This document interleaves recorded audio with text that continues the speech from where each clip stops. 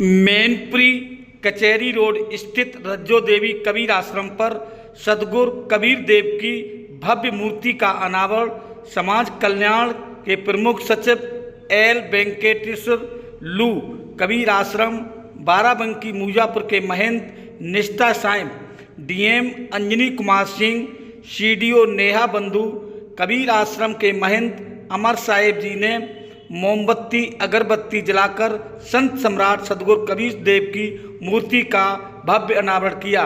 तत्पश्चात सत्संग का आयोजन भी हुआ, जिसमें मुख्य रूप से आए अतिथियों का शॉल उड़ाकर माल्यार्पण कर कबीर साहब की चित्र को भेंट कर उनका सम्मान किया गया। अतिथि के रूप में भाग लेने आए समाज कल्याण विभाग के सचिव ने कहा है कि धर्म प्रेम एकता सिखाता है, विकार छोड़ने पर ही भजन शुरू होता है, गाली गलौज छोड़ना भजन है, प्रेम से जोड़ने वाली ही साधना है, ईश्वर सत्ता सत्य को ही पसंद करती है, जो सरल है वही अमर है, प्रेम का मार्ग अपनी बुद्धि को ठीक करता है।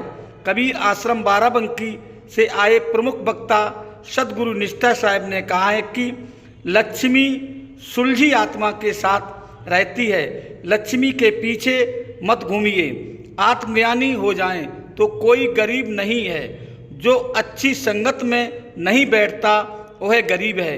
डीएम अंजनी कुमार सिंह ने कहा है कि कबीर देव एक बहुत बड़े समाज सुधारक कवि भी थे, उन्होंने पूरे भारत में अपनी अलग छाप छोड़ी है। मुख्य विकास अधिकारी नेहा बंधु ने कहा है कि बुरा जो देखन मैं चला, बुरा न मिलिए कोई, जो दिल खोजा आपना, मुझसे बुरा न कोई। उन्होंने ये कबीर साहब के एक दोहे के माध्यम से यहाँ पर एक बहुत ही सुंदर संदेश दिया है। कबीर आश्रम के महंत अमर साहिब जी ने कहा है कि सद्गुरु कबीर देव कहते हैं, ऐसी करनी कर चलो, हम हंसें जग रोए, हम प्रसन्नता में जाएं, प्रसन्नता में कब जाएंगे। सद्गुरु बताते हैं कि कर ले कमाई ऐसी जो साथ जा सके। मानवीय सद्गुणों का धन, भक्ति का धन, अच्छे संस्कारों का धन यदि हमारे पास है तो हमारे जीवन जीने की कला सही है। अरब खरब लो द्रव्य हो उदय अस्तलों राज, भक्ति धन के मुकाबले कोई धन नहीं, बाकी सारा धन मिट्टी के समान है। इसलिए सद्गुरु देव कहते हैं, मनुष्य तेरे सद्गुरु ही बड़े हैं, तेरे मांस का कोई काम नहीं आता है, खाल का कोई बाजा नहीं बनता है, बनता सत्य के पथ पर चलकर जिस दिन मानवता आएगी, न मजहब काम आएगा न जाति आएगी। मूर्ति अनावरण के समय तमाम संत भक्त मौजूद रहे, जिन्होंने भजनों प्रवचन देकर लोगों को सत्य के मार्ग पर चलने के लिए प्रेरित किया। इस अवसर पर आश्रम के प्रमुख संत आत्माराम दास दुबे, संत सेवक दास, प्रखर दास, प्रज्वल दास, प्रांजुल दास, सेवा दास, सियाराम दास, योगानंद सरस्वती, नरेंद्र सिंह वर्मा, रामू गुप्ता, साधना गुप्ता, राजेंद्र सिंह, अरविंद सिंह, चंदपाल सिंह साक, नरोत्तम सिंह यादव, आदराम यादव सहित तमाम संत भक्त मौजूद रहे। सभी अतिथियों को माल्यार्पण कर कबीर साहिब के चित्र को भेंट कर शॉल उड़ाकर उनको सम्मानित किया गया है। आप इन तस्वीरों में देख सकते हैं, यहाँ पर प्रमुख सचिव समाज कल्याण एल वेंकटेश्वर लू साहब यहाँ पर प्रवचन दे रहे हैं। इन सभी अतिथियों ने कबीर साहब की मूर्ति का अनावरण किया है और उन्हें एक भारत का सबसे बड़ा समाज सुधारक बताते हुए क्या कुछ बताया है अपने प्रवचनों में। आइए ये भी जानें इस पूरी खबर के जरिए। हमारे YouTube चैनल मैनपुरी 84 न्यूज़ में आपका स्वागत है। हमारे इस चैनल को सब्सक्राइब करें, लाइक करें, वीडियो पर कमेंट करें। आपका बहुत बहुत धन्यवाद। मैनपुरी से चंदपाल साक्य की ये रिपोर्ट। आ रहा है छोटा मियाँ कोठरी के लिए आ रहा है, ये सारे बर्बादी के रास्ते पर चल रहे हैं। मट्ठा वो है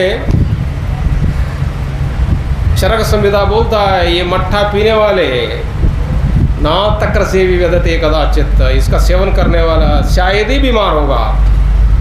और ये मट्ठा पीने से जिनकी बीमारियां दूर हो जाती फिर लौट के नहीं आते हैं।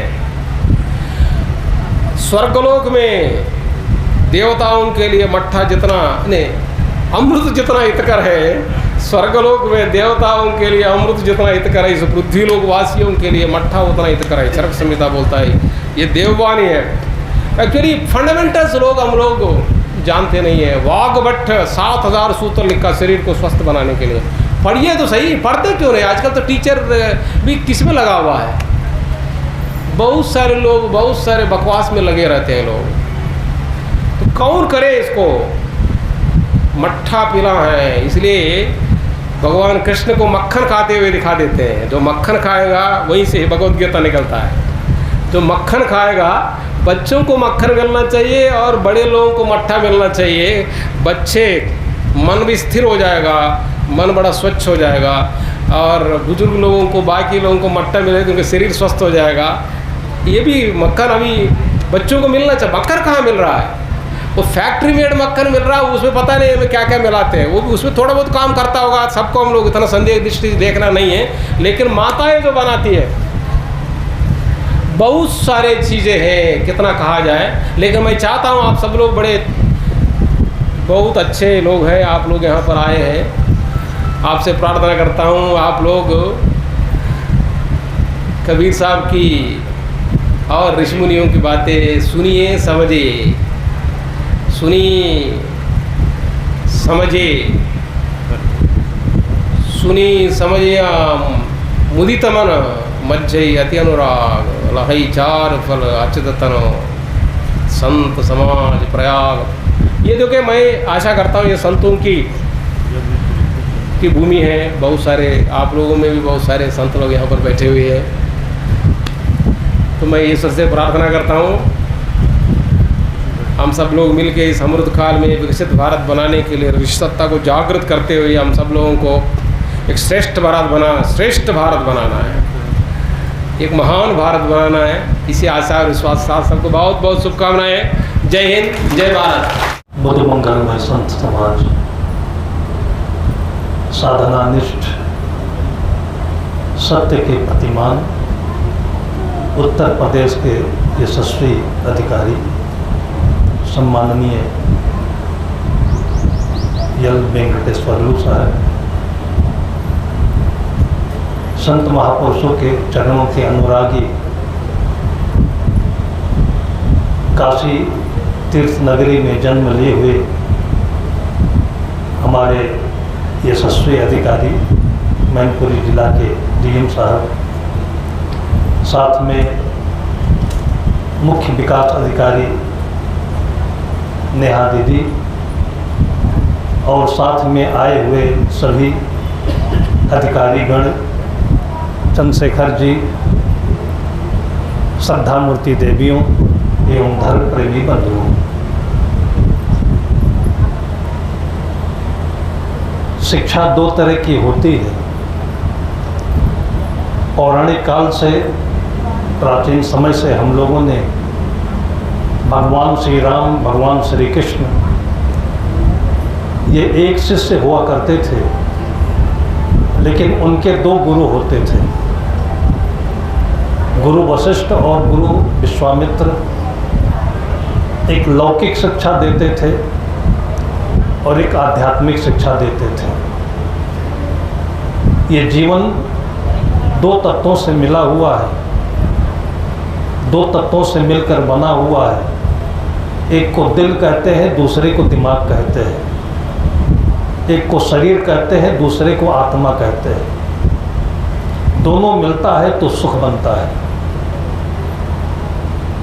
सदगुरु कबीर साहब कहते हैं कि आम लोगों की स्थिति ऐसी है, वो पढ़ा लिखा हो या अनपढ़ हो, जब तक जीवन को समझा नहीं होता है सच्चे गुरु के माध्यम से, वो कहते हैं कि लगभग लोगों के साथ तन राता मन जात है, मन राता तन जाए।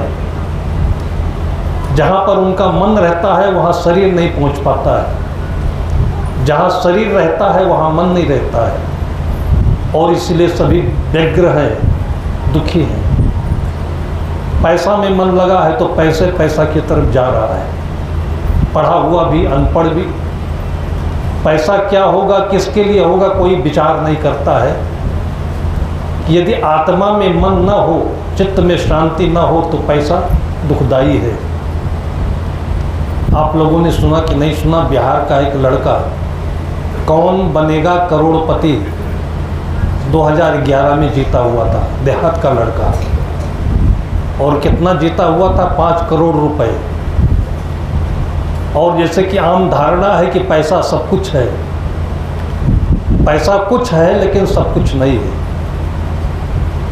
हमारे सम्माननीय श्री लू साहब प्रमुख सचिव हैं, इससे भी ऊपर अभी प्रमोशन हुआ है, अतिरिक्त मुख्य सचिव, मतलब प्रदेश सरकार में शीर्षस्थ स्थान पर बैठे हुए हैं। अभी जिलाधिकारी महोदय पूरे जिले के मालिक हैं, नेहा दीदी बैठी हुई है, पूरे विकास के मालिक हैं। यही सब भगवान राम, भगवान लक्ष्मण, भरत, शत्रुघ्न, जो गुरु वशिष्ठ और विश्वामित्र से शिक्षा, दोनों शिक्षा पाए हुए हैं, और तभी यहाँ हमारे आपके सामने उपस्थित हैं। इतने ऊंचे पद पर होते हुए भी, जिनके हाथों में करोड़ों अरबों का हिसाब किताब होता है, अपने लिए केवल एक फ्लैट रखा हुआ है। मैंने देखा है लखनऊ में, कोई संपदा नहीं है, ज्ञान की संपदा है इनके साथ, इसलिए इतने खुश हैं। और इतने खुश हैं इसीलिए हमारे प्यारे जिलाधिकारी महोदय कितने खुशी से यहाँ आए।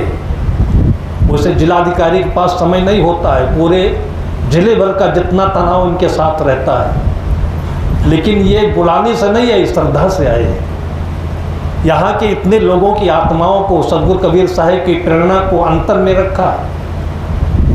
साथ में जिला विकास मुख्य विकास अधिकारी नेहा दीदी आई, कहीं न कहीं हृदय से लगाओ। और हमारे कितने ऐसे अतिथि आए हुए हैं। ये केवल वो मिलना नहीं है जैसे विवाह में लोग जाते हैं और फॉर्मेलिटी पूरा करके चल देते हैं, पूरा तन मन लेकर आए हुए हैं। सदगुरु कहते हैं कि जब तन मन एक हो जाता है, तन मन एक होए रहे, तब हंस कबीर कहा है। अपने जीवन में हंस होकर के ये घूम रहे हैं, और इनकी आरती करें, इनकी पूजा करें। इनके पास जब बैठते हैं कोर्ट में, तब आप उनको इस रूप में नहीं देखेंगे, तब दूसरे रूप में देखेंगे, इसलिए कि इनकी बात माने लोग। आपने सुना होगा कि इस पूरे सृष्टि की व्यवस्था 2 लोग मिलकर चलाते हैं, एक धर्मराज, और धर्मराज की बात जो कोई नहीं मानता है तो यमराज चलाते हैं, है ना। तो कभी आप इनको उस रूप में भी देखेंगे। अभी कप्तान साहब यहाँ नहीं आए, नहीं तो उनके पास जो ये मृगशाला होता है, जो स्टार होते हैं, एक देखते ही आदमी के दिमाग में ज्ञान आने लगता है, क्योंकि वो साधु की बात नहीं समझा।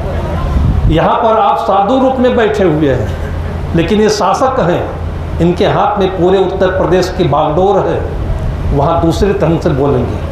इनकी बात जो मान ले वही भगवान राम की पूजा है। राम, लक्ष्मण, भरत, शत्रुघ्न, ये हमारे बौद्धिक स्तर के ऊंचाई है।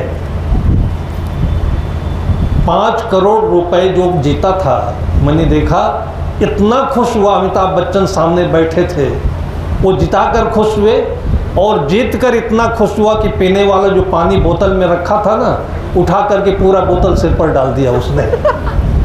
ऐसा लगा कि सब कुछ मिल गया हमको। उसके बाद 5 करोड़ क्या होगा, क्या होगा, क्या होगा।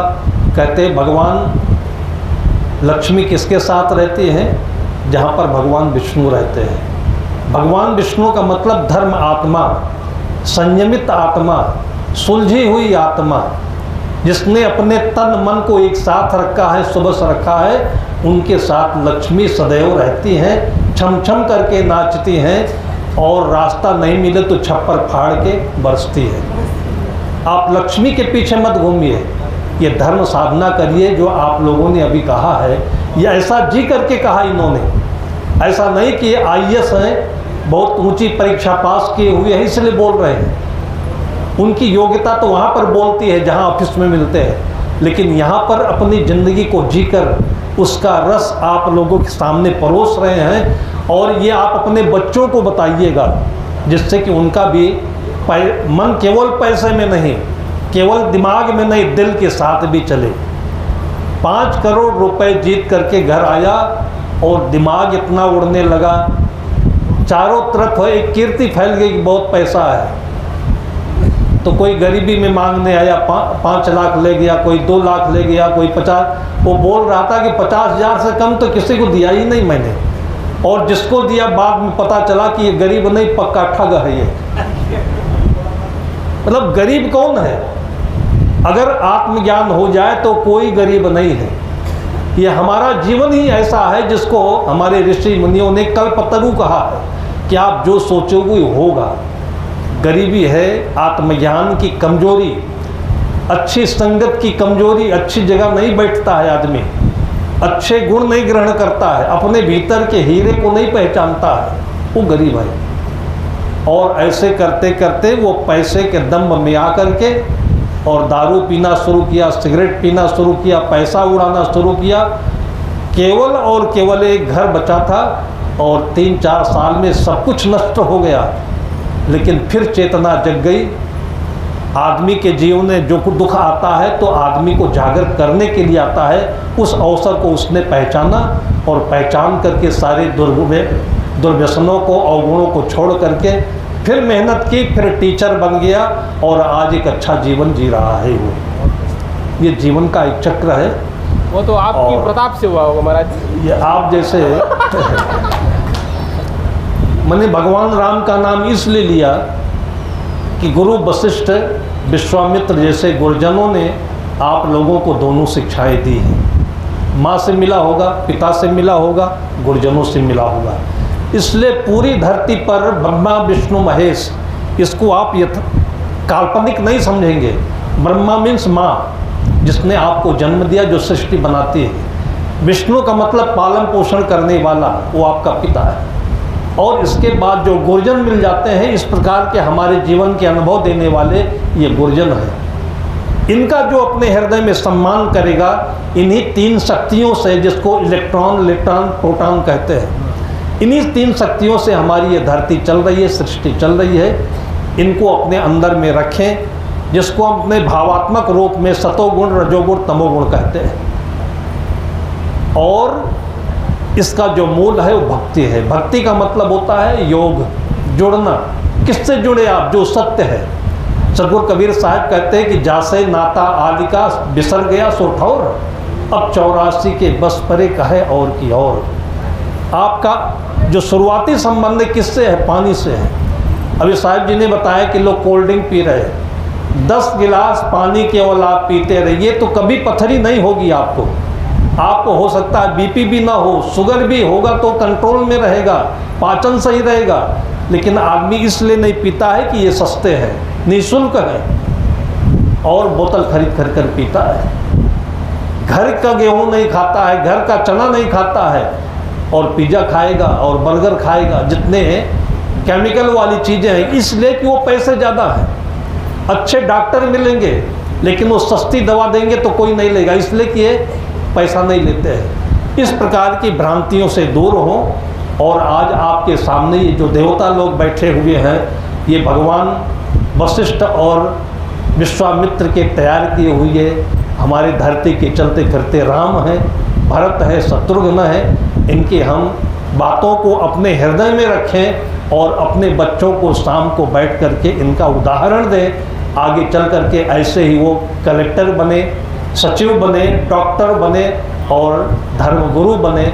ऐसे ही बहुत सारी शुभकामनाओं के साथ में आप सभी पर यहाँ आए और आप सबके जीवन को देख करके जो अंतर में आह्लाद है, यही प्रसाद रूप में हम लोगों को उपदेश के रूप में, प्रवचन के रूप में बांटते हैं। आज दोनों का संगम और सब प्रमुख सचिव महोदय श्री वेंकटेश्वर गुरु जी, आदरणीय गुरुजन जो इस मंच पर विराजमान है, आदरणीय श्री चंद्रशेखर जी, आदरणीय सीटीओ मैडम, आदरणीय संचालक महोदय, सभी कबीर साहब के भक्त, आदरणीय जो महिलाएं बैठी हुई हैं, पुरुष बैठे हुए हैं। आज का दिन मेरे जीवन का बड़ा महत्वपूर्ण दिन है। महत्वपूर्ण इसलिए क्योंकि बहुत दिन बाद आदरणीय प्रमुख सचिव साहब का सानिध्य मिला है, और दूसरा सोने पर सुहागा ये है कि आज मुझे यहाँ आने का अवसर मिला क्योंकि कबीर साहब से मेरे बड़ा निकट का संबंध है। निकट का संबंध इसलिए है क्योंकि मैं भी उसी वाराणसी और बनारस से आता हूँ जहाँ लहरतारा है, जहाँ कबीर चौरा है, जहाँ कबीर साहब ने सारा जीवन व्यतीत किया, जहाँ उनका अवतार हुआ। तो और कबीर साहब से निकट का संबंध इसलिए भी है कि कबीर साहब को बहुत पढ़ रखा है मैंने। तो मैं जब इस आश्रम में प्रवेश कर रहा था तो एक भजन चल रहा था कि पानी बीच मीन प्यासी, मोहे सुन सुन आवे हंसी। तो ये इस एक पंक्ति को की व्याख्या के बारे में घंटों बोला जा सकता है, लेकिन मेरे पास उतना न अवसर है, न मेरी इतनी प्रतिभा है। फिर भी कबीर साहब की बात आई है और बनारस के होने के नाते मेरा कुछ बोलना बनता है। कबीर साहब को मैं अपने समय का सबसे क्रांतिकारी युग पुरुष मानता हूं, और कुछ नहीं मानता हूं, एक भक्त मानता हूं, जिन्होंने अपने पीछे इतनी लंबी परंपरा डाल दी कि आज 500-600 साल बाद भी हम लोग यहाँ खड़े होकर कबीर साहब की बात कर रहे हैं। आप कल्पना कीजिए कि कबीर साहब का जन्म किस प्रकार हुआ था, ये बताने की आवश्यकता नहीं है, और बहुत ही आर्थिक रूप से जुलाहा का काम किया करते थे। उसके बाद इतने लोगों को अपने अनुयायी बना लेना, क्या मेधा रही होगी, क्या समर्पण रहा होगा। आपको एक बात बताता हूं कि मुझे इंटरव्यू में पूछा गया था, कबीर साहब को मैंने पढ़ा है, तो मुझसे पूछा गया था कि कबीर साहब समाज सुधारक हैं या कवि हैं, और मैंने उत्तर ये दिया था कि कबीर साहब कवि भी हैं, समाज सुधारक भी हैं, लेकिन इन सब से बढ़कर कबीर साहब वास्तव में भक्त हैं। और अपनी भक्ति में जो कुछ उन्होंने कहा सद्मार्ग पर ले जाने के लिए, उससे काव्य की कटोरी में भी काफी रस पैदा हुआ, काफी रस एकत्रित हुआ। हम लोग कबीर साहब को कवि के रूप में पढ़ते हैं, और बहुत छोटे, जब बच्चा छोटा होता है तो भी कबीर का दोहा पढ़ता है। कबीर साहब की महानता इस बात में भी है कि बनारस में पैदा होकर उन्होंने लगभग पूरे उत्तर भारत में अपनी छाप छोड़ी। कबीर साहब के जो भी पद पढ़ते हैं, हम दोहे पढ़ते हैं, वे आप देख लीजिए, उनके समकालीन नानक साहब रहे, दादू, रैदास या जो भी रहे हों, उनके भी बातों में, उनके भी जो भी ग्रंथ है, गुरु ग्रंथ साहब है या फिर रैदास की वाणी है, ये सब में बीजक के दोहे, बीजक में वो साथी शब्द लवैनी कही गई है, वो सब गलती। कबीर साहब ने अपने समय में प्रचलित जितनी भी भक्त की धाराएं थी, हर कोई, देखिए अभी सर ने बताया कि एक सत्य ही है, सत्य ही ईश्वर है, सत्य की मार्ग पे चलना ही एकमात्र मनुष्य का कर्म होना चाहिए, सद्मार्ग पर। लेकिन ईश्वर की प्राप्ति के लिए कई मार्ग बने हुए थे, और कई परंपराएं, कई उपासना की परंपराएं, कई संप्रदाय उस समय थे। और कबीर साहब ने, जितना मैंने पढ़ा है, लगभग हर संप्रदाय की बातों को आचरण में ले आए, और उसके बाद उन्होंने अपना मार्ग दिया। उस समय हठ योग साधना, जिसमें योगी हठ इस तरह की क्रियाएं करते हैं, अंतर साधनात्मक यानी अंदर कुंडलिनी जागरण से लेकर तमाम बातें योगी के हठ योग की साधना प्रचलित थी। कुछ लोग सूफी साधना प्रचलित थी, सनातन धर्म था ही। इन सब को उन्होंने प्रैक्टिस किया, उन सब का आचरण किया, और अंत में सहज मार्ग, सहज योग की बात कही। सहज सहज सब कोई कहे, सहज न चीन्हे कोई, जिन सहजय से हरि मिले, सहज कहावै सोई। तो सहज मार्ग इतना अच्छा मार्ग है जिस पर हर कोई चल सकता है, जहां ऊंच नीच का भेदभाव नहीं, जहां जाति का बंधन नहीं, जहां किसी तरह का दुराव नहीं, किसी तरह का हटाव नहीं, सब ईश्वर के भक्त हैं, सब मिलकर एक सहज मार्ग पर चले। कबीरदास जी की महानता इस बात में है कि सभी संप्रदाय, सभी भक्ति पद्धतियों और सभी पूजा परंपराओं को देखने के बाद उन्होंने इस परंपरा की स्थापना की। अपने समकालीन समाज की सारी बुराइयों पर उन्होंने बात की है, और इस तरह बात नहीं की है, खुलकर बात की है, ताल ठोक कर बात की है। और अपने समय में उनकी बात का उत्तर किसी भी धर्मगुरु के पास नहीं था, और आज भी नहीं है। अभी मैं एक आध पद आपको सुनाऊंगा, और आप सुनिए कि इन शब्दों में किसकी हिम्मत है कि ये बातें कह सके। शायद आज भी नहीं कर सकता। 500 साल पुराने जबकि समाज में इतने प्रतिबंध थे, इतनी बंदिशें थी, उसके बाद भी इस तरह किसी चीज का समर्थन करना और किसी चीज का विरोध करना, ये बड़े साहस की बात है। और ऐसा साहस सद्गुरुओं और भक्त में ही आ सकता है, हम जैसे साधारण मानव में नहीं आ सकता। छुआछूत के बारे में एक पद मैं आप लोगों को सुनाऊंगा। आप लोगों में से कुछ लोगों ने सुना होगा, लेकिन आप सोचिए कि 500 वर्ष पहले ये बातें कहना, और उनकी चोट, कबीर साहब की चोट ऐसी होती है कि सामने वाला सुने, तिलमिलाए, जैसे कि अखाड़े में पटखनी दे गई हो, लेकिन उसके पास उठकर धूल झाड़ के किनारे चल देने के सिवा और कोई मार्ग नहीं बचता।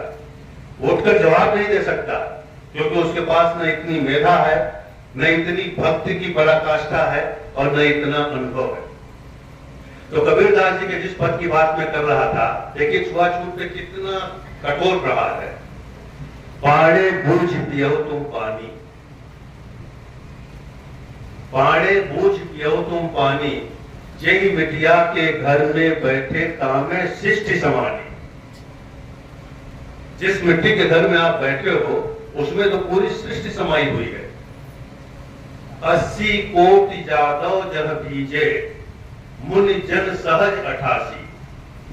80 करोड़ यादव यहीं पर मर के खत्म हो गए। हजारों मुनि में मरकर इसी मिट्टी में समाये हैं।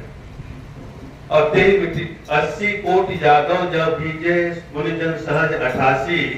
पैग पैग पैगंबर गाड़े, सो सब सरि भव माटी। हर पग पे तो पैगंबर गड़े हुए हैं, वो सब मिट्टी बन गए हैं। और तेरी मिट्टी के बाड़े बाड़े बूझ पियो तुम पानी। उसी मिट्टी से तो ये बर्तन बना है तुम्हारा, जिसमें आप पानी पी रहे हो। मच्छ मच्छ घड़ियाल बियाने, मछली और घड़ियाल उसी पानी में प्रजनन करते हैं, उसी में बच्चे देते हैं। मच्छ मच्छ घड़ियाल बियाने, रुधिर नीर जल भरिया, और हाड़ झरी झरी दूध गरी गरी। गाय के हड्डियों और मांस से ही तो दूध बनता है। हाड़ झरी झरी दूध गरी गरी, दूध कहाँ से आया। सोले पाणे जेवन बैठे, मटियाई छूत लगाया। मतलब आदमी आदमी में छूत लगाया है। सोले पाणे जेवन बैठे, मटियाई छूत लगाया। वेद कितेब छाड़ देव पाणे, ई सब मन के कर्मा। कहे कबीर सुनो भाई पाणे, ई है तुम्हारे कर्मा। अब बताइए, एक एक पंक्ति, एक एक शब्द, इसका कोई उत्तर दे सकता है? कबीर साहब की महानता इसमें है। कबीर साहब कहते हैं कि जो तू बामन बामनी जाया, जो तू बामन बामनी जाया, और द्वार हो काहे ना आया। और जो तो तुरक तुरकनी जाया, भीतर खतना क्यों न कराया। इस तरह के प्रश्न जो आपको झकझोर दे, सामने जो इसका आचरण करते हैं उनको तिलमिला दे, लेकिन कोई उत्तर न सूझे। कबीर साहब की महानता इस बात में। कहने को तो बहुत कुछ है, लेकिन मुझे खुशी है कि आज इस राष्ट्र में आने का अवसर आदरणीय प्रमुख सचिव सर के कारण मिला है। और मैं आऊँगा। कबीर साहब मेरे प्रिय विषय हैं, उनके बारे में जितना भी पढ़ने को मिलता है जितना भी जानने को मिलता है मुझे बड़ी खुशी होती है। इसलिए यहाँ आगमन होता रहेगा, जब भी समय मिलेगा मैं आने की कोशिश करूँगा। लेकिन आज आप सबके प्रति आभार व्यक्त करता हूँ और धन्यवाद देता हूँ आदरणीय प्रमुख सचिव साहब को कि आपका आगमन न हुआ होता तो शायद ये सौभाग्य मुझे आज नहीं मिलता, हो सकता है आगे जाके मिलता या बिल्कुल नहीं मिलता। तो आपके प्रति भी आभार और मुझे धैर्यपूर्वक सुनने के लिए बहुत बहुत धन्यवाद। बुरा जो देखन मैं चला, बुरा न मिलिया कोई, जो मन खोला आप ना, मुझसे बुरा न कोई। आज के इस कार्यक्रम में हमारे सभी के समक्ष हमारे मुख्य अतिथि महोदय, प्रमुख सचिव सर, आदरणीय जिलाधिकारी महोदय, यहाँ पर आए हुए और कबीर जी को मानने वाले सभी महानुभावों, आज के दिन सर द्वारा कबीरदास जी की प्रतिमा का अनावरण किया गया और इस मौके पर मुझे ये आप लोगों ने अवसर दिया कि मैं अपनी कुछ बात रख पाऊँ। मुझे लगता है बचपन से ही एक जो शख्स जिनकी दूरदर्शिता और जिनकी परिपक्वता ने बहुत प्रभावित किया वो है कबीरदास जी।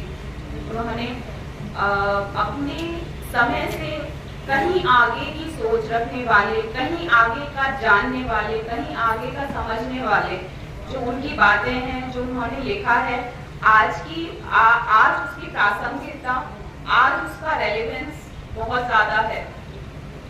किसी भी धर्म, किसी मजहब, किसी भी अनुयायी को मानने से के ऊपर है कबीरदास जी। एक यहाँ पे पंक्ति भी मैं पढ़ रही थी, कबीरा खड़ा बाजार में सबकी मांगे खैर, ना कहूँ से दोस्ती ना कहूँ से बैर। तो जिस पद पे मैं आसीन हूँ वहाँ पर ये मुझे एक ऐसी शक्ति देता है और मैं ये मानती हूँ कि अपने पद पर रखते हुए एक पारदर्शिता रखते हुए, किसी के बीच भेदभाव किए बिना, किसी भी